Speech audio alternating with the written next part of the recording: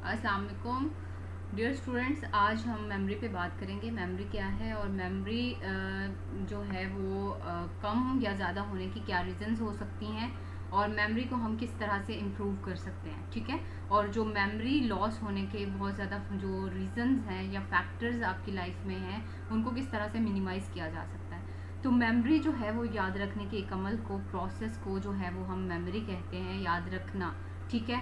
तो जैसे बहुत ज़्यादा जैसे स्टूडेंट्स हैं या पेशेंट्स हैं या डॉक्टर्स हैं या प्रोफेशनल्स जो मेरे पास आते हैं, तो उनको वो यही कंप्लेन कर रहे होते हैं कि मैं याद नहीं रख पाती, मैं याद नहीं रख पाता, मुझे ये बहुत मसला हो रहा है, मैं जो है वो मेमोराइज़ नहीं कर पा रहा कि ये चीज़ मैंने इस टाइम रखी थी, मैंने ये काम करना था लेकिन मुझे याद नहीं था, मैंने यहाँ आना था मुझे याद भूल गया, मैंने सेशन लेना था। तो इस तरह से स्टूडेंट्स भी इसी तरह की कंप्लेन करते हैं कि हम जो है वो सारा तैयार कर रहे थे, हमने सिलेबस सारा देखा था, हमने सारा पढ़ा था, लेकिन हम लिखने बैठे हम भूल गए, हमें याद नहीं था कि हमने लिखना क्या था। तो इसकी रीज़न्स क्या हो सकती हैं? इसकी रीज़न्स जो हैं वो कॉग्निटिव डिस्टॉर्शंस हो सकते हैं, ठीक है। आपके कॉग्निटिव एरर हो सकता है, आपकी थॉट में क्या जो है वो डिस्टॉर्शन चल रही है, क्या प्रॉब्लम चल रहा है, वो आप खुद एनालाइज करोगे।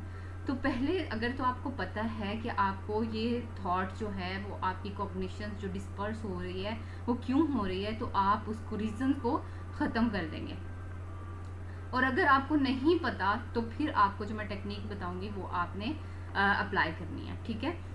और भी बहुत सारी रीजंस हो सकती हैं, जैसे कोई बहुत ज़्यादा लोग जो है वो घर की वजह से परेशान होते हैं या एंक्शियस होते हैं या lack of confidence, lack of self esteem और बहुत डिप्रेशन या स्ट्रेस की वजह से भी लोग जो है वो उनको मेमोरी का इशू आने लग जाता है, क्योंकि वो फोकस नहीं कर पा रहे होते जो काम करना होता है, या अगर उन्होंने स्टडी करनी है या उन्होंने कोई और काम करना होता है तो एक चीज़ पे फोकस नहीं कर पा रहे होते, या वो बहुत मल्टीपल फैक्टर्स की वजह से भी एंक्शियस हो जाते हैं, हैंडल नहीं कर पा रहे होते, तब भी वो मेमोरी का उन्हें इशू हो सकता है। तो मेमोरी को किस तरह से आप इम्प्रूव कर सकते हैं, इसके लिए एक छोटी सी टेक्निक है कि आपने 10 मिनट का अलार्म लगाना है, उसमें आपने पूरे दिन की रूटीन जो है वो याद रखनी है। पूरे दिन की रूटीन कैसे? अक्सर मैं जब पेशेंट्स को करवाती हूँ तो वो एकदम एक फटाफट से सब कुछ रिकॉल कर लेते हैं कि हमने ये किया है, लेकिन आपने इसको डिफरेंट वे में करना है। किस तरह से? कि आपने सोचना है कि आपने सारा दिन किया क्या है, ठीक है। ऐसी चीज़ें, फॉर एग्जांपल आपने आज खाना बनाया, आपने बिरयानी बनाई, ठीक है, ख़वातीन की बात कर रही हूँ, तो उन्होंने क्या उसमें सोचना है कि मैंने कैसे बनाई, कब बनाई, कितना टाइम लगाया, क्या क्या चीज़ें मैंने इसमें डाली। तो जब रिकॉल करना है तो ये सारी चीज़ें एक एक बात सोचनी है। जब आप मेल्स जो हैं वो किसी जिससे इंटरेक्ट कर रहे हैं, मिल रहे हैं, ठीक है, उन्होंने वो सोचना कितने लोग थे, किस जगह पे खड़े थे, वहाँ का जो उन्होंने पेंट था या रूम का जो उन्होंने स्ट्रक्चर बनाया हुआ था वो किस तरह का था, हम राइट साइड पे खड़े थे, लेफ्ट पे थे, या आपका फोकस किस वाली साइड पे था, जो जिन लोगों ने ड्रेसिंग की हुई थी वो किस कलर की थी, उनकी शर्ट्स के बटन किस तरह के थे, उनका हेयर स्टाइल कैसा था, ठीक है। तो एक एक चीज़ जो है वो फोकस करनी है, जहाँ आप खड़े थे वहाँ एसी था या नहीं, फ़ैन था तो वो कैसा था। तो एक एक चीज़ जो आप रिकॉल करेंगे तो आप यकीन करें कि ये जो है वो आप विद इन वीक्स में, मतलब विद इन 4 या 5 वीक्स में इम्प्रूव होना स्टार्ट हो जाएगी, ठीक है।